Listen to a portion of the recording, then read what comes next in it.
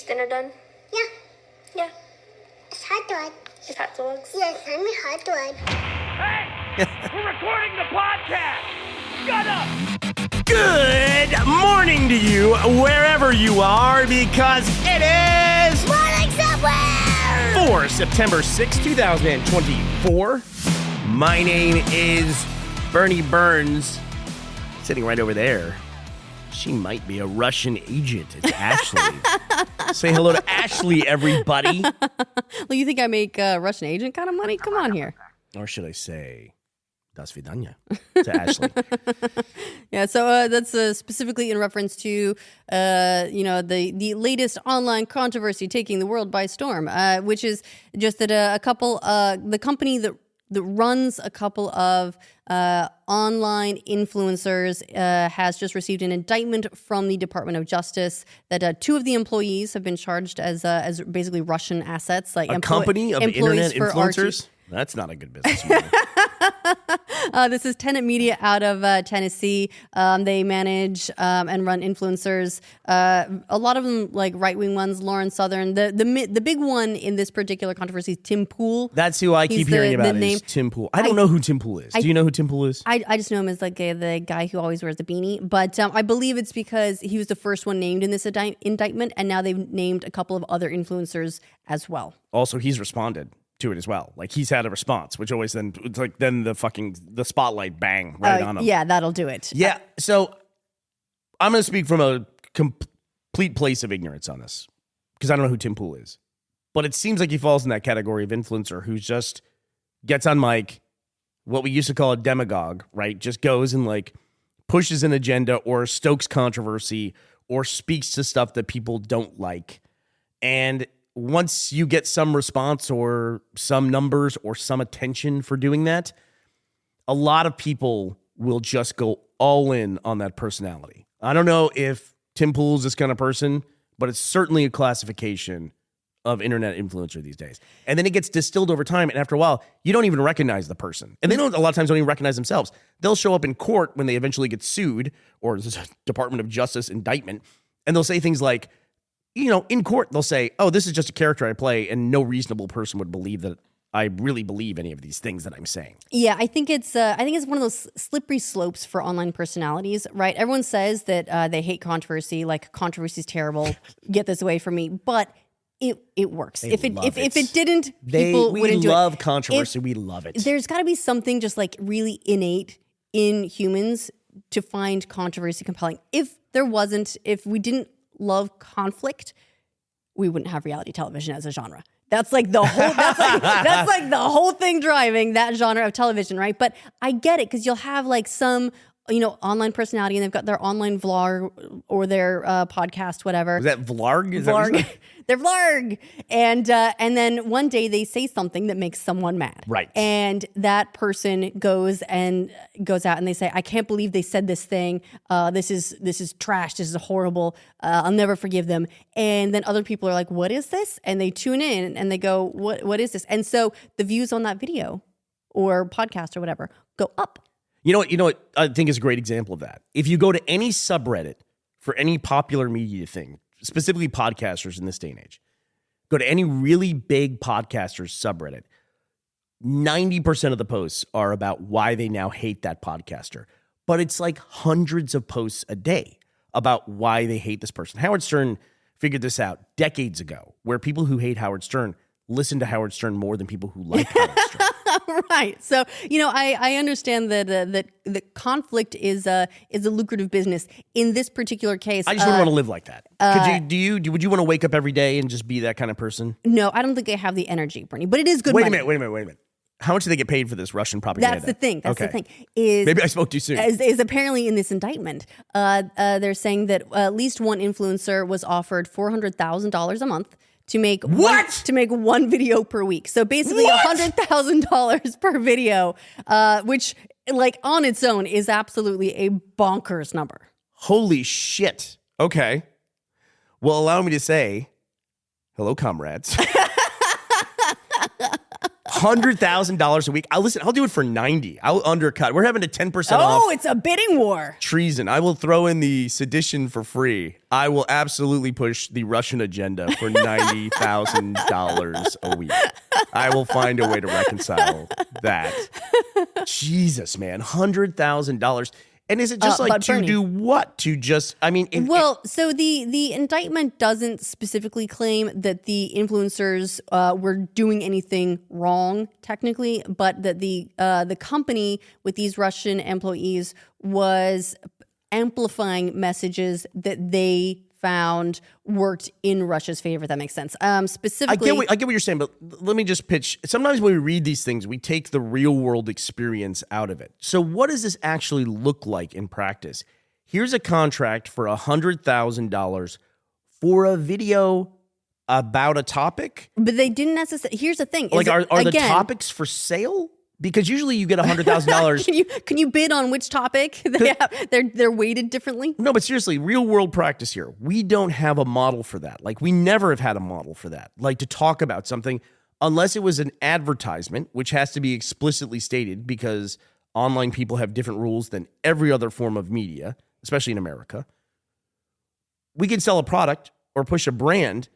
Are they selling news stories? Are they selling topics? Not specifically. One of the, part of what they're looking at is for how it could happen is this company just went and looked for influencers who said the kinds of things that they like and that they wanted to amplify. And then they offer them very lucrative deals in order to do so and then amplify the message that these influencers were already kind of putting out. So they could be a top line sponsor for something. Yeah, for, sort of, or like thing. like sort of behind the scenes sponsor, or like we're going to go ahead and fund them, or we're going to put a bunch of money into their ad spends and so on and so forth. So it's not like they went to this Tim Pool guy and said, "Look, we need you to do a video about how Ukraine is the worst." Right. That's But he's done videos about how Ukraine is the worst, and they're like, "We like what this guy says. Let's fund this guy." Okay. And there's actually videos of Tim Pool talking about this strategy that other people could have with agents where they can come in and sponsor your content. Yeah, so it's weird because he's actually talked about this stuff. Right. I just saw a very brief video clip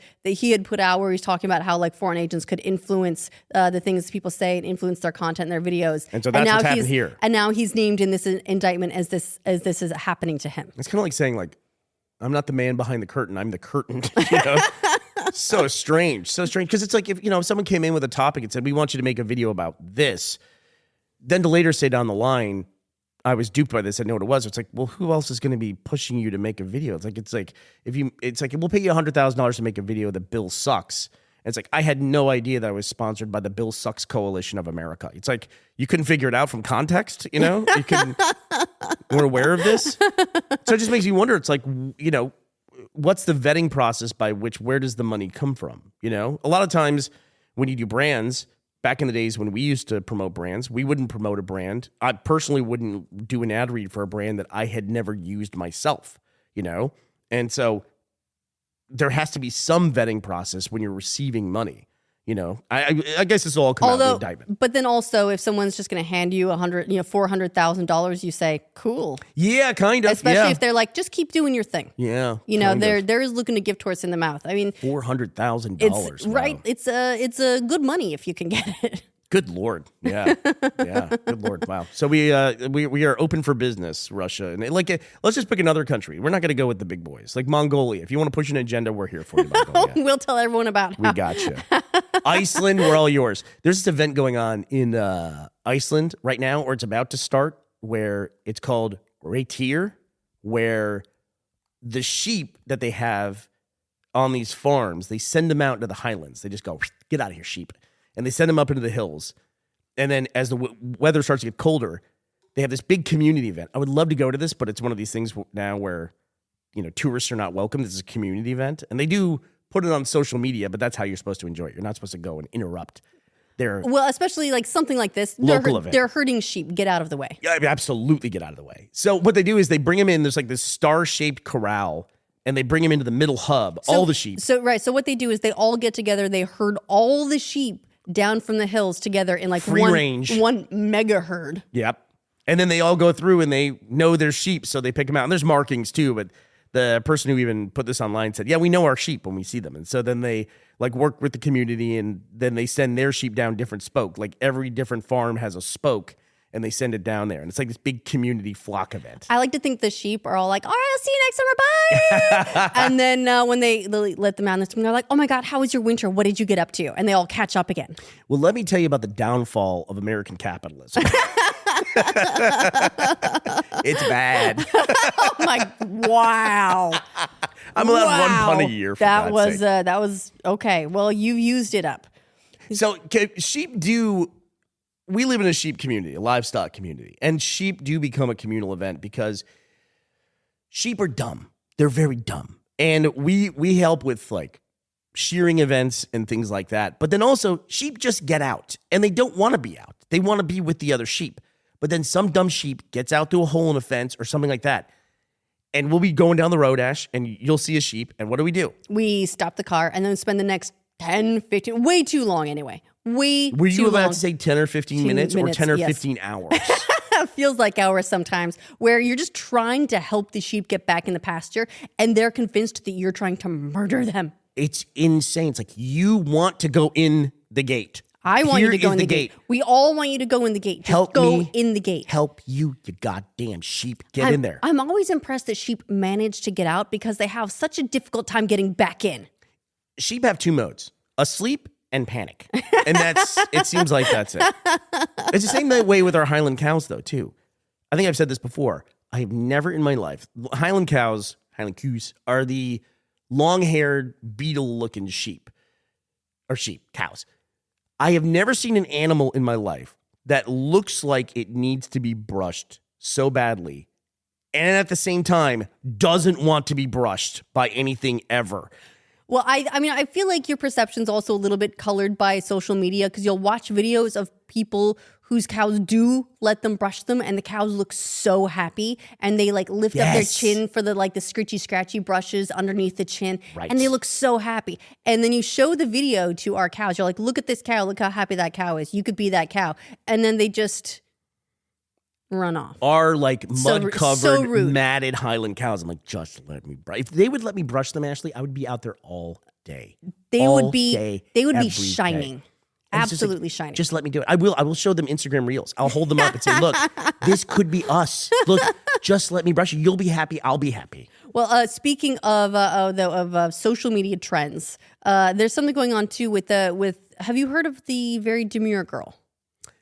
Sort of. I've just kind of picked up like all the iterations of the meme. Right. So this girl, she Very demure. is, I believe, her name is Jules LeBron, and she is a TikTok creator. And she did a video where she was getting ready for work and talked how she tried to be very demure, very mindful. And then that just caught like wildfire, went everywhere. So now you'll see these videos of all different kinds. It's not people getting ready for work. It's like people making a coffee or they're like showing, here's my chickens. They're very demure, very mindful. Yeah, but a lot of brands have started to do it now too. Well, that's how you know it's on its way out. That's the late game. That's the late game. Once the brands get on it, it's on its way out. Once those filthy American capitalists get their liberal hands all over the memes, then you know it's over.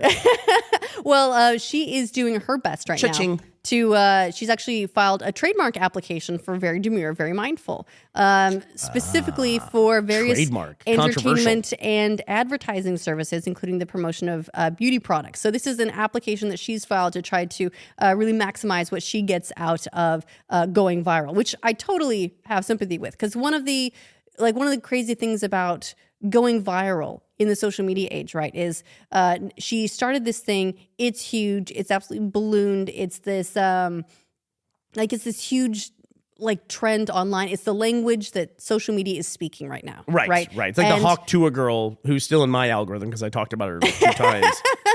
Yeah, she's the everything of the moment person. Right. And so she's trying to capitalize on it as best she can.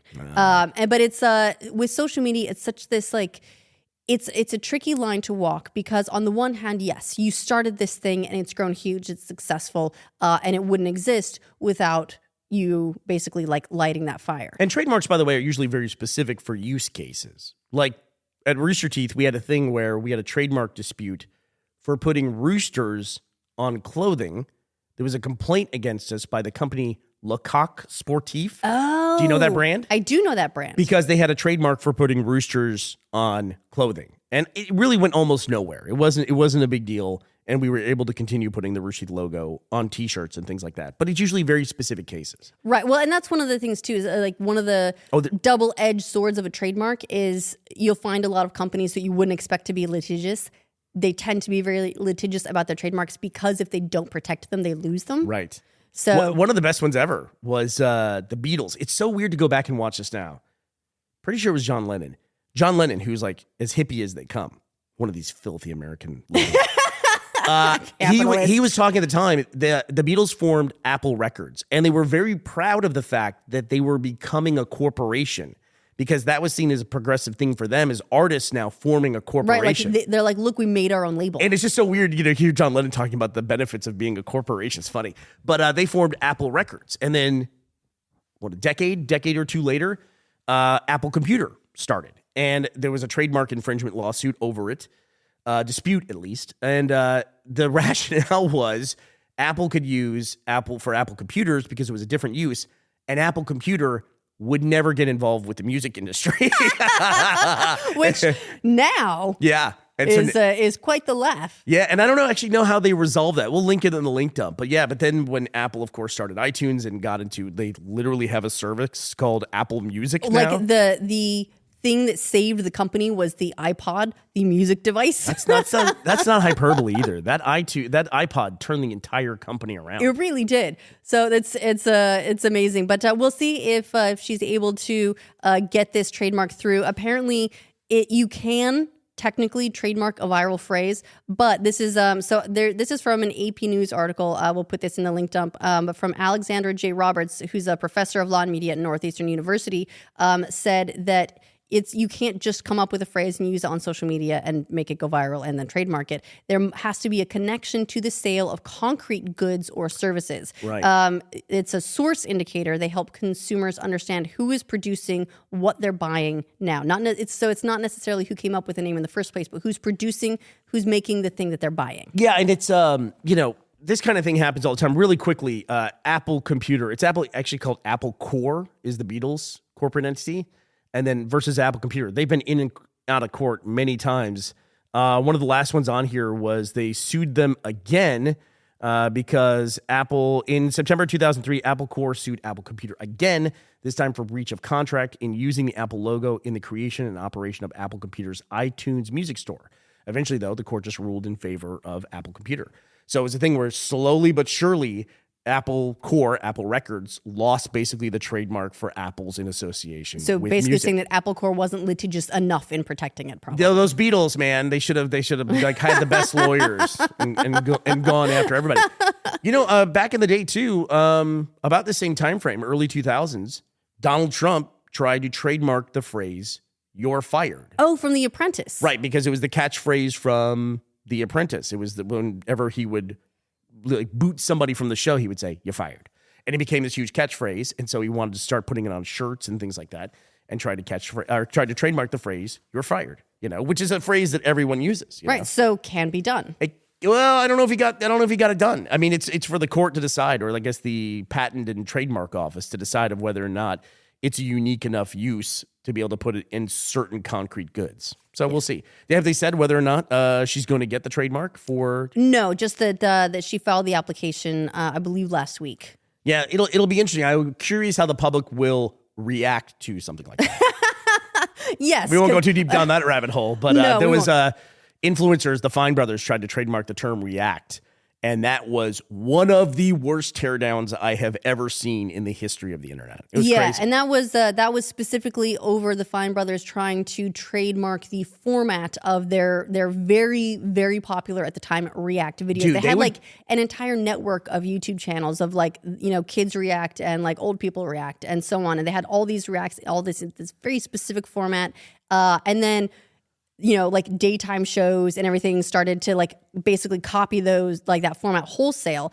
And they filed to trademark their format. And there was a huge online backlash to that. People didn't like that they were trying to essentially protect the format and shut them out of it. So you're right. There could be some backlash to this influencer making the attempt to trademark the very Demure, very mindful. But you know what might happen? What might be more likely, Bernie? What?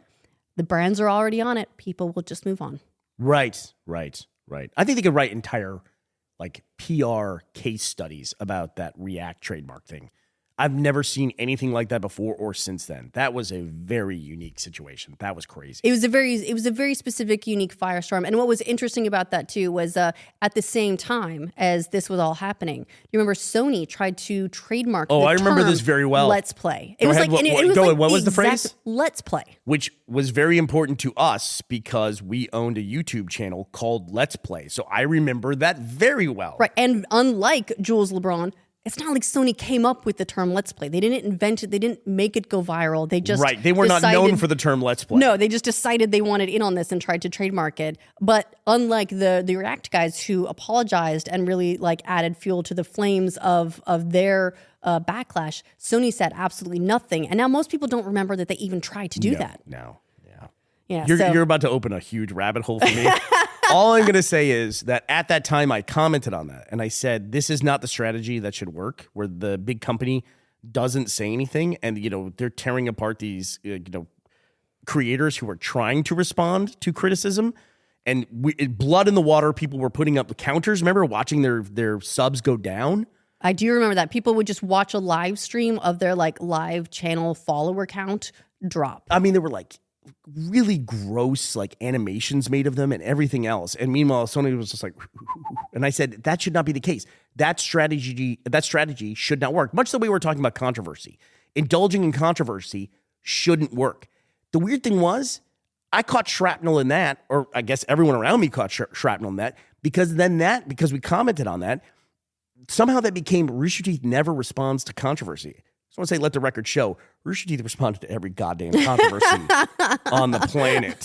Didn't matter what it was. It seemed like there was that's all there was at the end of the company, was just constant replies to controversy. Well, and that's one of the things too, is if you respond, even apologize, anything like that, you end up getting tied to it. So going back to what we were talking about at the beginning of the show, we're talking about these influencers and being unwitting assets for Russia, right? The reason probably that you're hearing about Tim Pool is he put out a statement about it.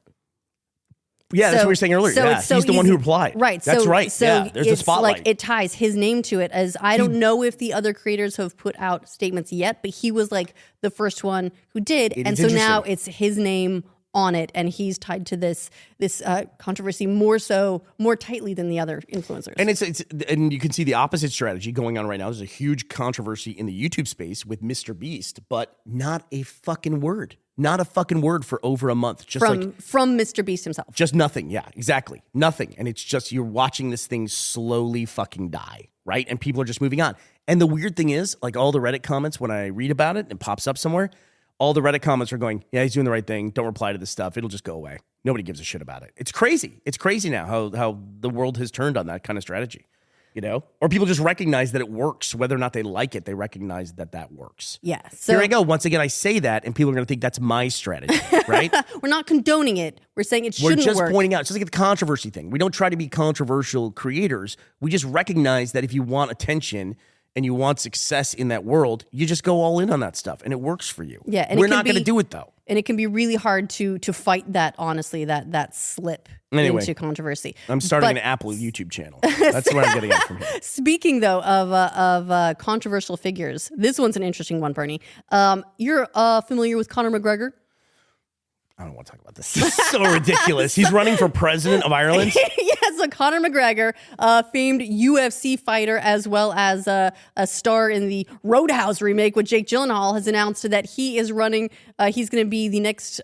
He's going to be a candidate for president of Ireland in the next year's presidential election. He says that he will have all the answers for the people of Ireland as president. Didn't he say he's the only logical choice? Oh my God. All right. So buckle up, everybody. The election for the Irish president is going to be a wild one.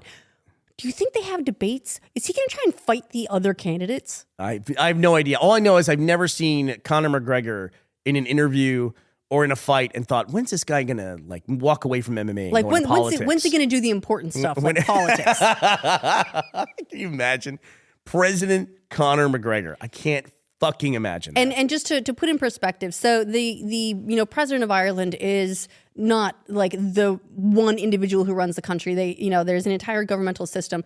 But you will know the president of Ireland, who currently is known for having 2 cool dogs. You know what, Ashley, I got to say, a Venmo payment just came through. I want to go back on my statements about Conor McGregor. I think it's time for a strong voice in the Irish government.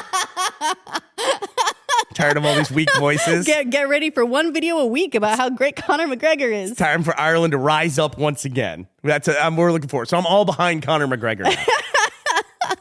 I can't say what motivated my change of heart, but let's just say it was 6 digits of change.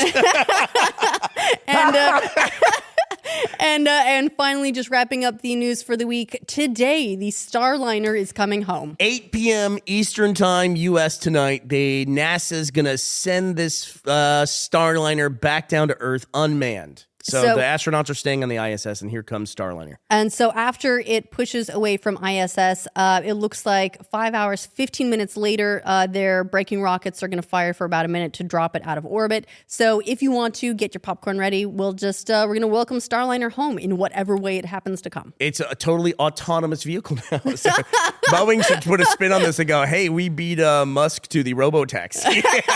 Robo-space taxi. Well, I hope it comes down. I think it's now a very important thing for them to study this vessel. I hope it makes it down safely.